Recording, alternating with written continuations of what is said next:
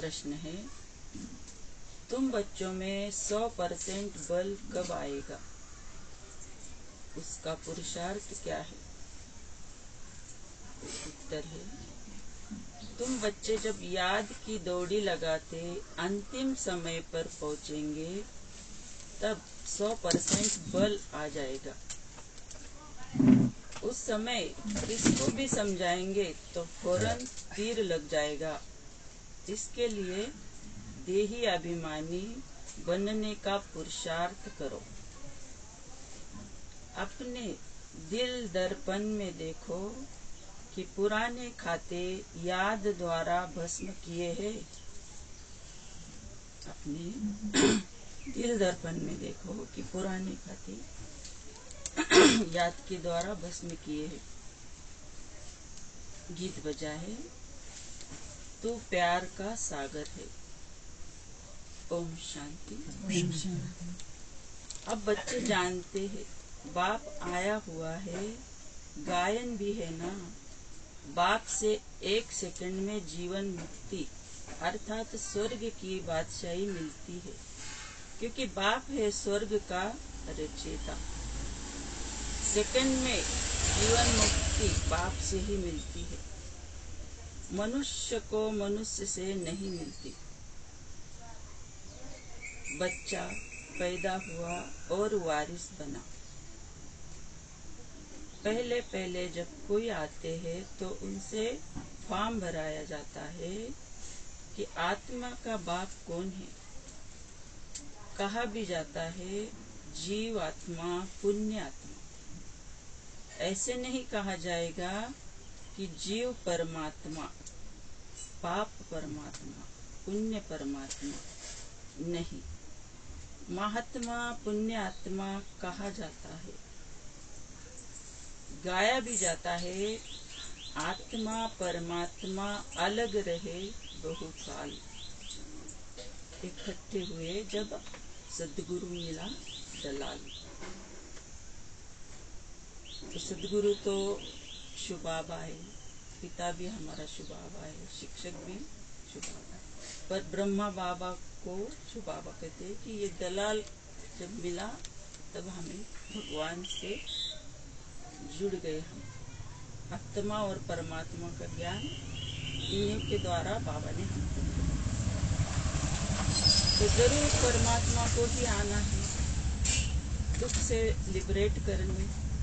तो पहले पहले कोई आए तो उनसे फॉर्म भराया जाता है, तुम्हारी आत्मा का बाप कौन है, शरीर का बाप कौन है।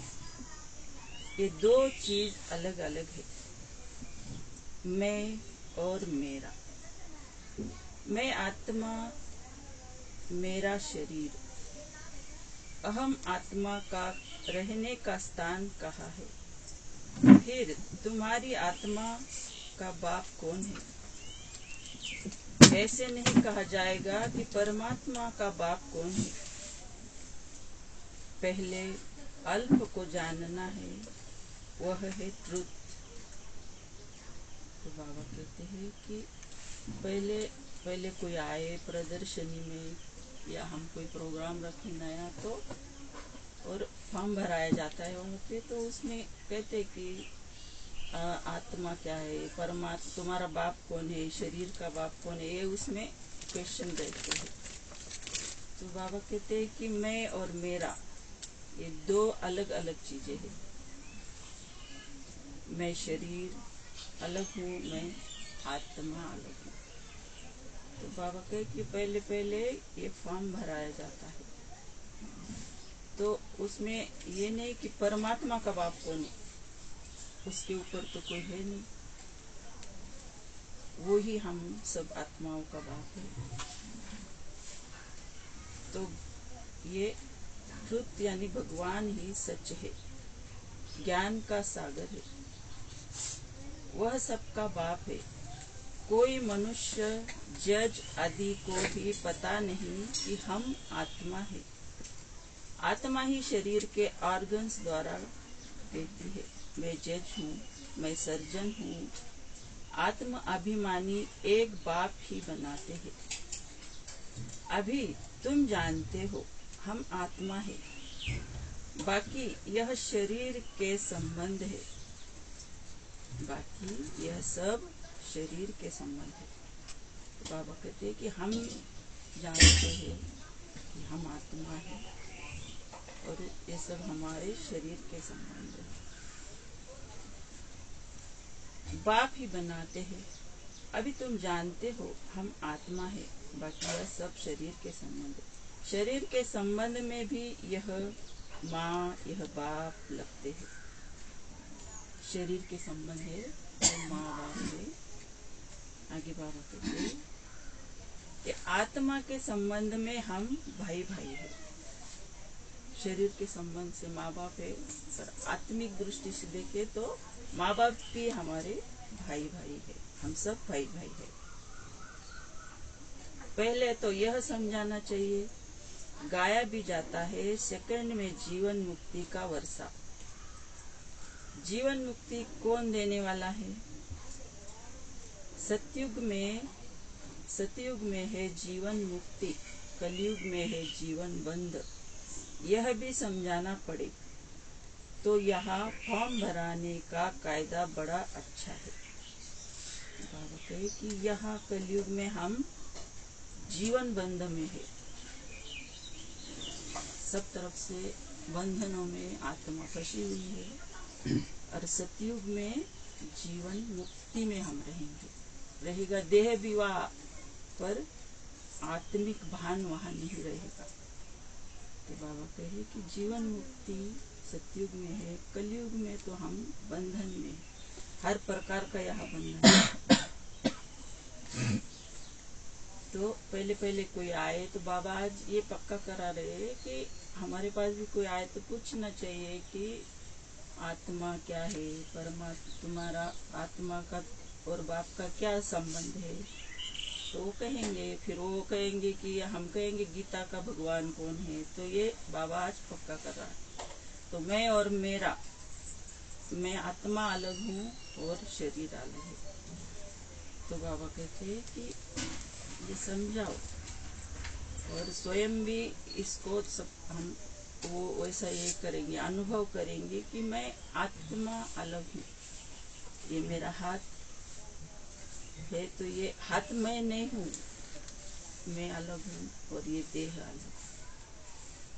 तो ये जो बातें हैं ये हमें यहाँ पर इसका अनुभव करना है कि सुनते तो हम द्वापर से बहुत कुछ आए, शास्त्र आदि सब सुन, हमको सब पता है और मुरली के भी सब, पर बाबा रोज एक नया पॉइंट देता है, उस पे अनुभव करना है।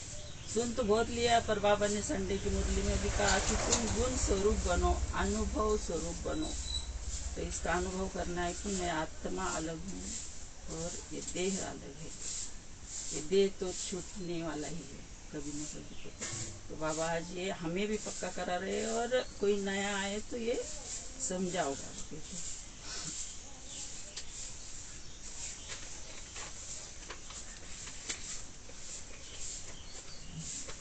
आत्मा पुनर्जन्म लेती रहती है। बाप आकर देही अभिमानी बनाते हैं। मैं जज हूँ, मैं बैरिस्टर हूँ, अथवा मैं क्रिश्चियन धर्म का हूँ, यह सब शरीर के धर्म है। आत्मा अशरीरी है तो कोई संबंध नहीं है, कोई धर्म नहीं है। आत्मा अलग कर्मातीत हो जाती है। फिर नए सिर माँ बाप आदि संबंध बनते हैं। चोला बदला, पार्ट बदला, माँ बाप नए बन जाते हैं। आत्मा पुनर्जन्म लेती रहती है। वास्तव में आत्मा निराकार है, निराकारी दुनिया में रहती है। फिर आत्मा शरीर धारण करती है तो कहते हैं यह मेरा नाम रूप है। अब बाप बैठ बच्चों को समझाते हैं, तुम अपने को आत्मा समझो, तुमको वापस जाना है। तुमने 84 जन्मों का पार्ट बजाया है। तुम बैरिस्टर बने, राजा बने, अब तुम विश्व के मालिक बनते हो। आत्माओं से बात परमपिता परमात्मा ही कर सकते हैं। यह बातें कोई की बुद्धि में नहीं है। वह तो कह देते हैं आत्मा सो परमात्मा। तो बाबा कहते हैं कि हमने पुनर्जन्म लिया है, 84 जन्मों के पार्ट बजाया है। कभी हम राजा के रूप में हमने पार्ट बजाया, कभी बैरिस्टर बने। तो बाबा कहते हैं कि अब ये हमारी बुद्धि में पक्का होना चाहिए कि यहाँ से हम अशरीरी बन के भगवान के पास रहेंगे और वहां से पार्ट बजाने फिर से आएंगे। तो तब हमारा नाम रूप अलग अलग होगा, माँ बाप भी नए होंगे। तो अभी तो हम सब आत्मा भाई भाई है। तो यह पाठ हमें आज पक्का करना है कि मैं आत्मा अलग हूँ और मेरा देह अलग है। यह अंतिम जन्म है, वापस घर जाना है। मनुष्य कोशिश भी मुक्ति धाम में जाने की करते हैं। हम आत्मा मुक्ति धाम की रहवासी है, परंतु देह अभिमान होने के कारण जानते नहीं। हम आत्मा निराकारी दुनिया में रहते हैं, वहां से आए हैं पाठ बजाने। अब भगवान को याद करते हैं। भगवान के पास जाने के लिए तो पहले यह समझाना है, आत्मा और शरीर दो चीजें हैं। आत्मा में मन बुद्धि है, चैतन्य है। आत्मा अविनाशी है, शरीर तो विनाशी है। सब आत्माओं का बाप वह निराकार परमपिता परमात्मा है, नॉलेजफुल। उनको ही गीता का भगवान कहा जाता है। सब भक्तों का प्यार है, प्यार के सागर परमात्मा से। भक्तों को कितना खींचते हैं भगवान को। भगवान तो एक होना चाहिए, इतने सब भक्त है। तो हम देख रहे हैं कि बाबा कह रहे हैं कि भक्ति में भी कितना उछल भक्ति खा रही है। अभी हम देख रहे लोग कहाँ तूफानों में, कितनी कड़ी धूप में भगवान के ढूंढ रहे हैं, और हम तो कहाँ से कहाँ आकर बिठा दिया है बाबा ने।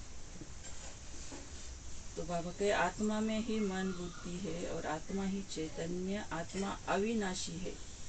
तो हमें किसी भी चीज से, और ये जो तूफान आते तो इसमें उतना डर हमको नहीं लगता है, क्योंकि हम समझ चुके हैं कि आत्मा अमर है, आत्मा अविनाशी है। जो कुछ होगा यह सब ये देह का और इस दुनिया का ये होगा।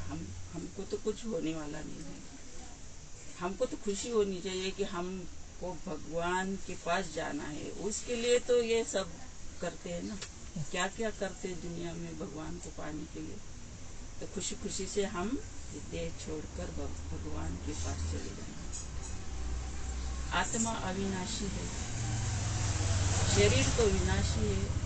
सब आत्माओं का बाप वह निराकार परम पिता परमात्मा नॉलेजफुल है। सभी पतित है, पतित पावन को याद करते हैं।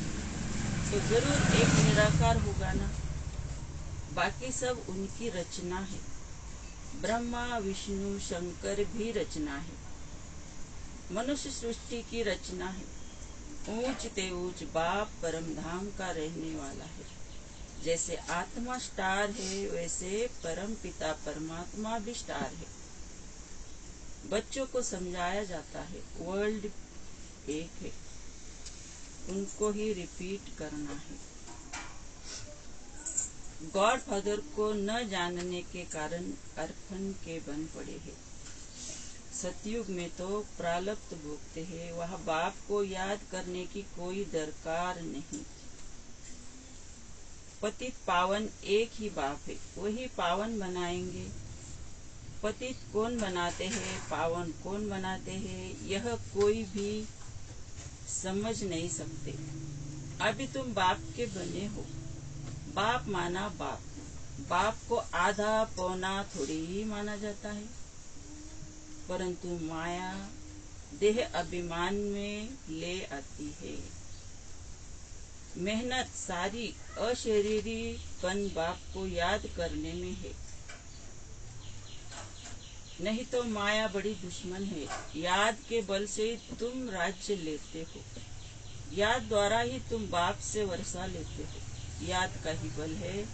बाप कहते हैं देह सहित सभी संबंधों को भूल मेरे को याद करो, क्योंकि मेरे पास वापिस आना है। सतयुग है जीवन मुक्त, कलयुग है जीवन बंद। 5 विकारों रूपी रावण का बंधन है। यह होता नहीं, बाप आकर लिबरेट करते हैं। बाबा कहते हैं कि मेहनत सारी अशरीरीपन की है।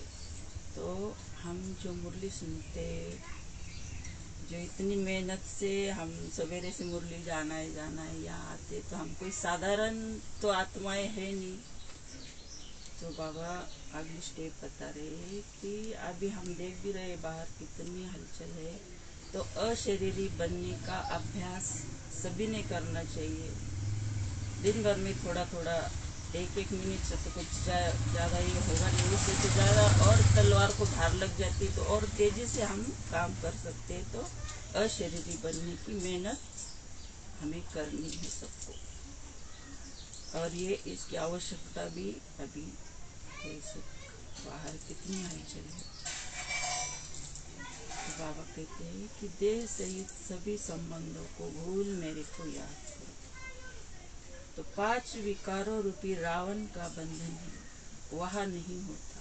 तो उसकी प्रैक्टिस हमें यहाँ ही करनी है। देवताओं के जैसे हमें यहाँ ही बनना है। बाबा ने कहा ना कि तुम्हारा चमकीला ड्रेस वो उस खुट्टी पे टंगा हुआ है, उसमें जाकर थोड़ा बैठ जाना तो देखेंगे कि गुस्सा आ रहा है तो कि रावण लग रहे कि राम लग रहे। हम उस ड्रेस में, रावण भी तो मुकुट पहनता था, पूरे उसके व्याभूषण थे, पर वो कैसे टीवी में देखते ना वो कैसे रहता है। तो ऐसे उसमें बैठ के देखना कि मैं देवता जैसे दिख रहा हूँ।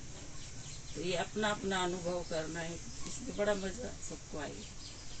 तो बाहर से थोड़ा डिटैच हमें होना है, क्योंकि इस वर्ष तो इतने काम है कि पिछला हुआ भी नहीं तो अगला पूरा ये आ गया लगाने का ये वो। तो टाइम ही नहीं है लोगों के पास वो किसी भी बात के लिए। तो हम बच्चे तो बहुत महान हैं, यहाँ बैठे तो कोई साधारण तो नहीं है, बाप भी हमारा साधारण नहीं है। तो प्रजापिता ब्रह्मा की रात तो जरूर बच्चों की भी रात होगी। बाप समझाते हैं मैं आता हूँ ब्रह्मा के मुख से पहले पहले ब्राह्मणों को रचता हूँ। ब्राह्मण वर्ण चाहिए, यह यज्ञ रचा है ना। श्री कृष्ण यज्ञ नहीं कहेंगे, यह है रुद्र ज्ञान यज्ञ। रुद्रमाला बाप शिव ने इस समय यज्ञ रचा है। यह बाप बैठ पढ़ाते हैं। बच्चे, हम तुमको नर से नारायण, राजाओं का राजा बनाता हूँ। यह है राजयोग। श्री कृष्ण को परमात्मा नहीं कहेंगे, परमात्मा राजयोग सिखाते हैं जिससे तुम श्री कृष्ण के समान बनते हो। देखो बाबा कितना हमको कृष्ण के समान, वो हम तो पहले भक्ति मार्ग में कृष्ण की मूर्ति में खो जाते थे, इसमें भगवान मिलेगा, और वो भी गलत नहीं था क्योंकि उसी में भगवान आया था और वही श्री कृष्ण बने थे। पर हम अब उसके आगे बाबा ने सत्य हमको सब समझा दिया है, तो श्री कृष्ण के समान बनते हैं। मुख्य बात है पहले पहले बच्चों को देही अभिमानी बनना है, नहीं तो किसी को तीर लगा नहीं सकेंगे। देही अभिमानी हो, बाप को याद करने से ही बल मिलेगा। जब तुम अच्छी रीति पहलवान हो जाएंगे तो भीष्म पितामह आदि को बाण लगेंगे। धीरे धीरे होना है, अभी तुम्हारे में बल आता जाता है, अंत तक 100% बनना है। दौड़ी लगानी है, अभी तुम पढ़ रहे हो, बहुत पहलवान हो जाएंगे। बाबा कहते हैं कि अभी तुम दौड़ी हमारी चालू है, रेस में है हम, और हम पहुंच जाएंगे तो सबको तीर लगेगा, अशरीरीपन का सबको अनुभव होगा। तो इतना अभ्यास हमें करना है। तो भगवान हमें रोज रोज कहता है, तो सुन तो बहुत लिया हमने, द्वापर से सुनते आए, पर अब अनुभव स्वरूप बन जाओ। समझना चाहिए तुम हो जीव आत्मा, परमात्मा तो फादर एक है, फिर तुम लोग आत्मा से परमात्मा क्यों कहते हो? पतित पावन परमात्मा तो एक ही है, तुम तो पुनर्जन्म लेने वाले हो। परमात्मा को तो अपना शरीर नहीं है, वह है रुद्र शिव। मनुष्य को तो परमात्मा कह नहीं सकते, आत्मा के शरीर का नाम पड़ता है। आत्मा तो सबकी एक जैसी है। कहा आत्मा ने बैरिस्टर का शरीर लिया, बाकी ऐसे नहीं कि आत्मा कुत्ता बिल्ली आदि में बनती है। बाप कहते हैं लाडले बच्चे मनुष्य ही बनते हैं, जानवरों की वैरायटी अलग है। इस समय मनुष्य जैसे जानवर से भी बदतर है। माया ने खाना खराब कर दिया है। ड्रामा अनुसार अब बाप आकर खाना आबाद करते हैं। तो बाबा कहते हैं कि मनुष्य ही जन्म लेता है, कुत्ता बिल्ली आदि तो नहीं बनते। ये बात ही समझ में आ गई है हमारे बाबा के द्वारा, तो कितनी बड़ी बात होगी कि मनुष्य ही हम मनुष्य बनेंगे। तो बाबा कहते हैं कुत्ता बिल्ली और जानवरों की वैरायटी तो अलग अलग है। तो जानवर जैसे संस्कार हमारे बाबा कहते हैं बन गए हैं, क्रोध करते हैं, ये करते हैं, आता है हमें। तो बाबा कहते जानवर के जन्म तो नहीं लेंगे, पर वैसे उससे बदतर हम बन गए। तो बाबा हमें अब अच्छा करने आया है कि खाना खराब माया ने कर दिया था, तो बाबा हमें एकदम देवता बनाने आया है।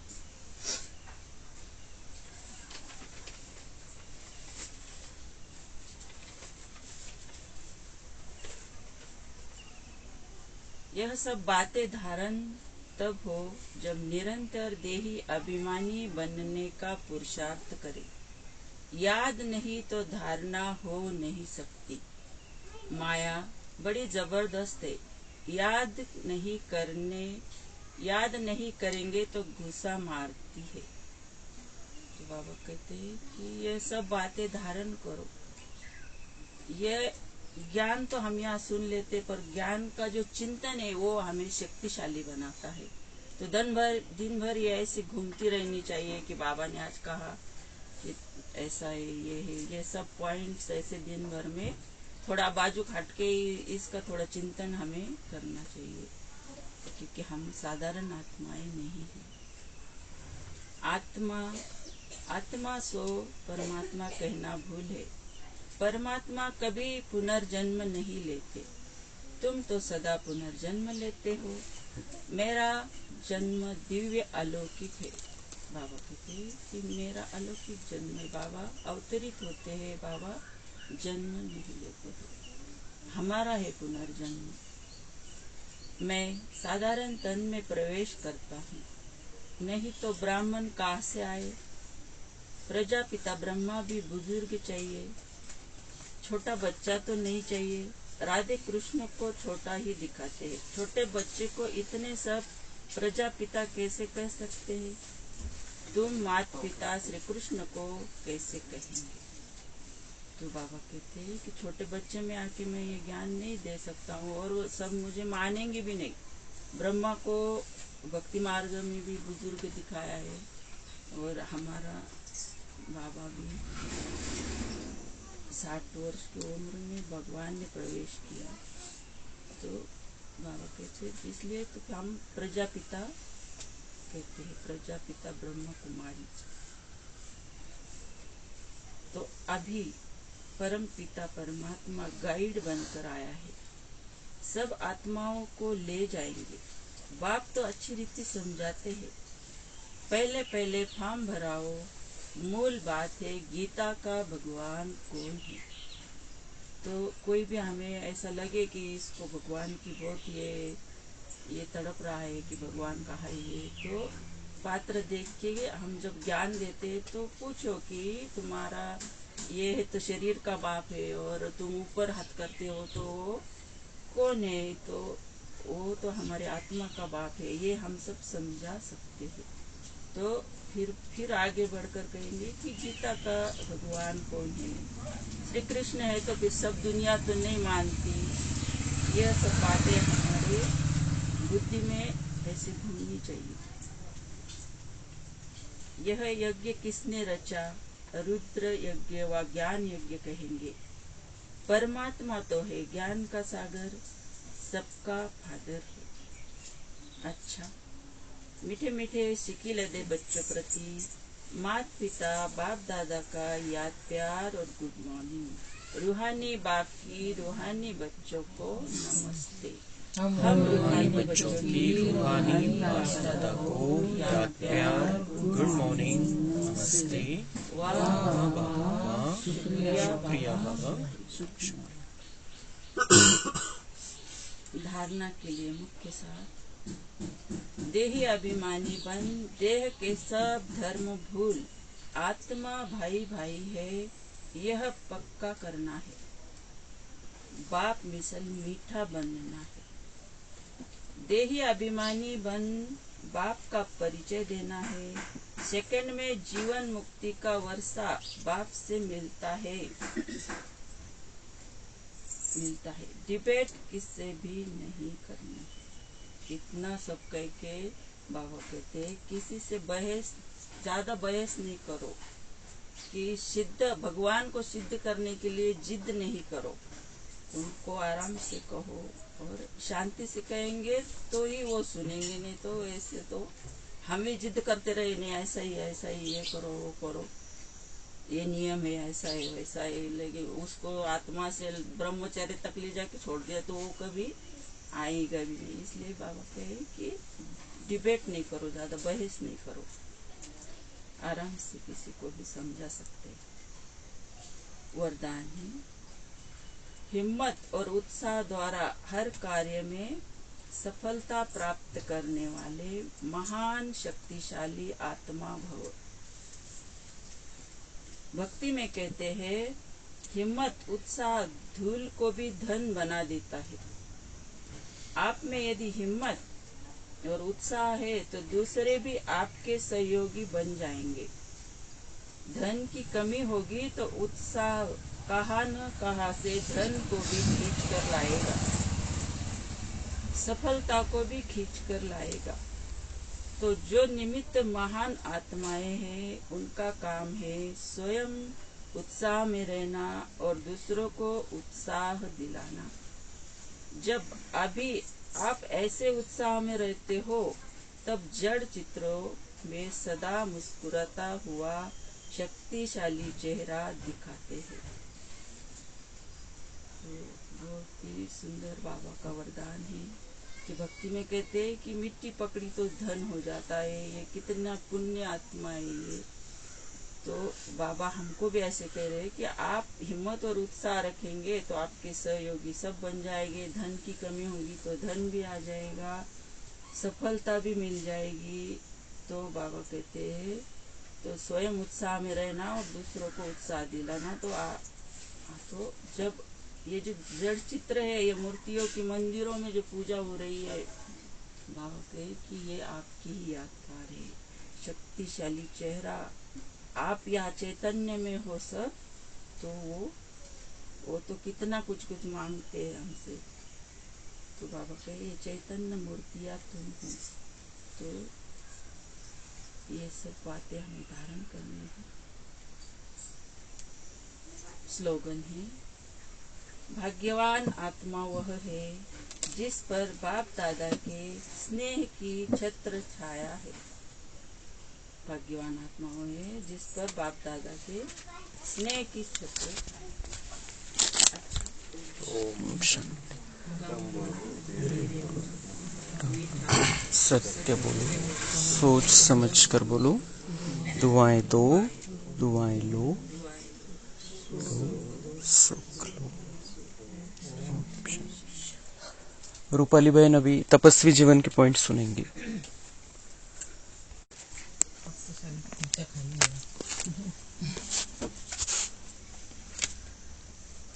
ओम शांति।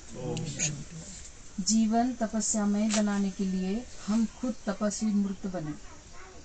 सबसे पहली बात है कि हमारे जीवन में सादगी हो। बाबा ने कई बार कहा हुआ है कि सिंपल सादा और सैंपल आदर्श बनो।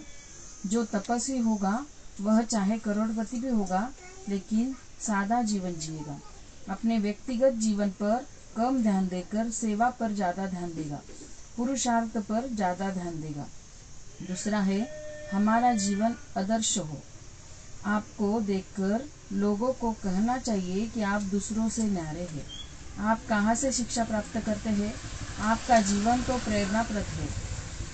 बात क्या है? आपका बोलना, चलना, देखना, उठना, बैठना सब प्रकार से दूसरों से अलग ही हो।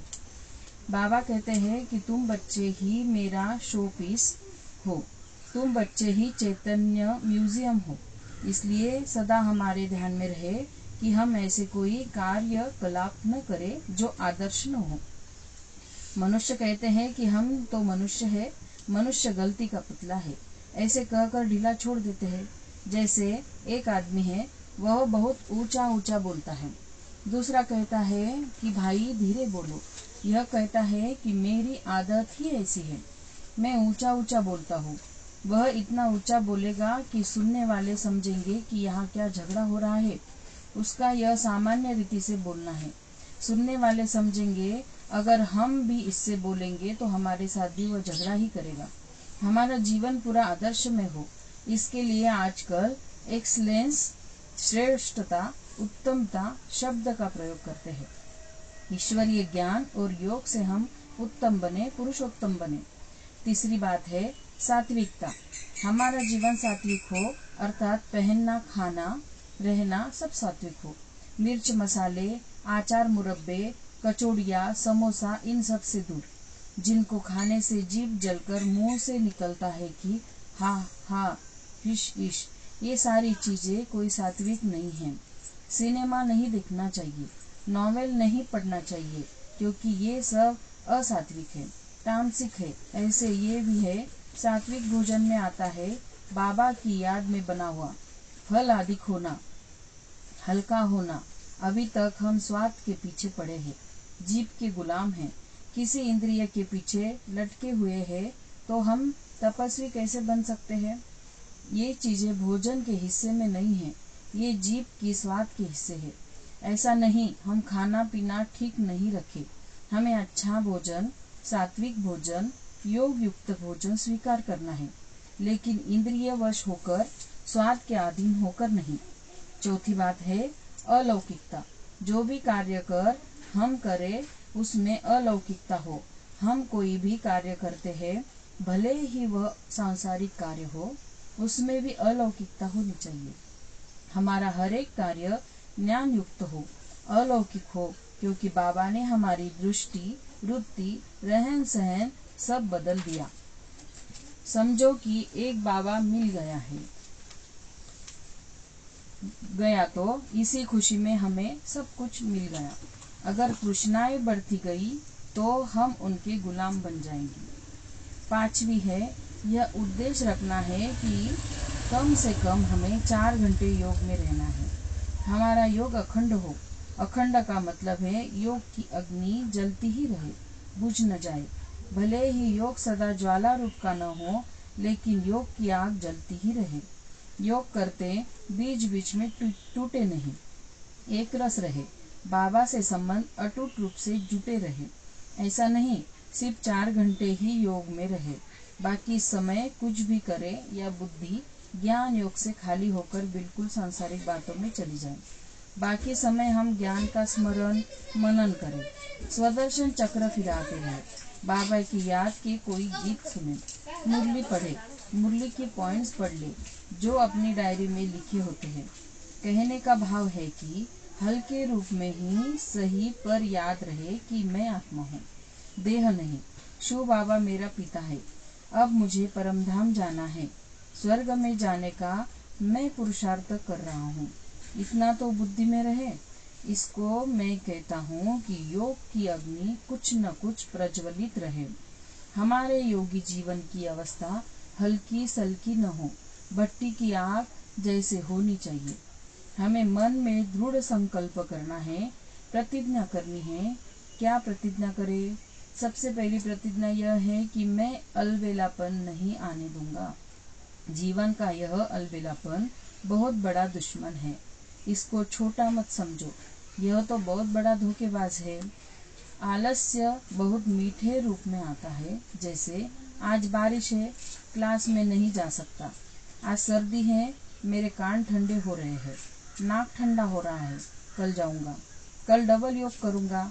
नहीं, अगर कोई अड़चन आती है तो उसके लिए कोई साधन तैयार करो, उसके लिए अपने नियमों को छोड़ो नहीं। आज इस रूप में आएगा तो कल दूसरे रूप में आएगा, इसलिए टालने का, चलाने का यह अलबेलापन जीवन में न आए, इसकी प्रतिज्ञा करो। ओम शांति।